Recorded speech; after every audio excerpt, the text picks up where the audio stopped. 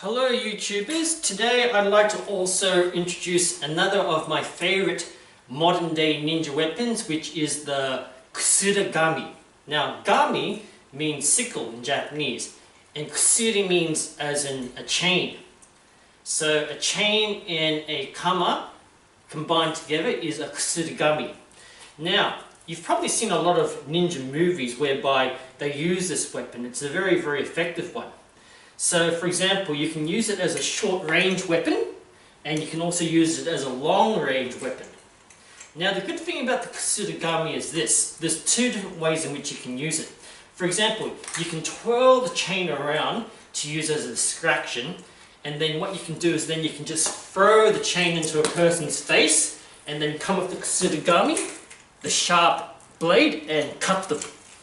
Another thing you can do is use it as a short range weapon whereby you block a sword or a weapon of your enemy, and then with the weight at the end of the chain you come down, whack, land it on their head, and then you follow up with the sharp blade of the Kasuri-gama.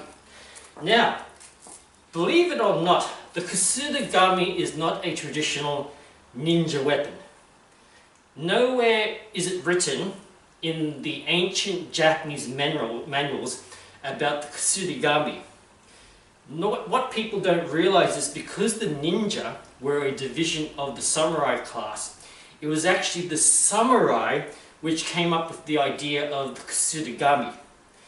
There's a very famous Japanese swordsman that you've probably heard of called Miyamoto Musashi, and a novel talking about Miyamoto Musashi's life has been written and translated from Japanese into English. And in that manual it talks about how Miyamoto Musashi came up against a samurai who actually invented the idea of the sickle with the ball and chain. So this is actually a samurai weapon, but we now consider it to be a modern day ninja weapon because it appears so much in the multimedia. Now the thing about the Kasuri-gama is that you notice how the chain is at the end of the handle. Now a problem with having the chain at the end of the handle is it becomes a little bit, hard to handle because you tend to get tangled up, which is the reason why I kind of prefer to have the chain up against the handle like that so I can have better control over my weapon.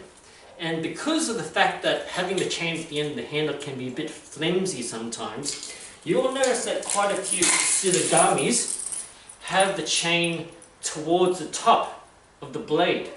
And by doing that, you tend to find that you have a lot more control over your weapon.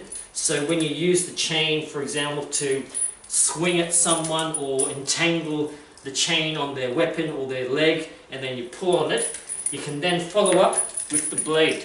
So you can see here there is more control over the Kasuri-gama when the chain is close to the blade than when it's at the end of the handle. But still a very effective weapon.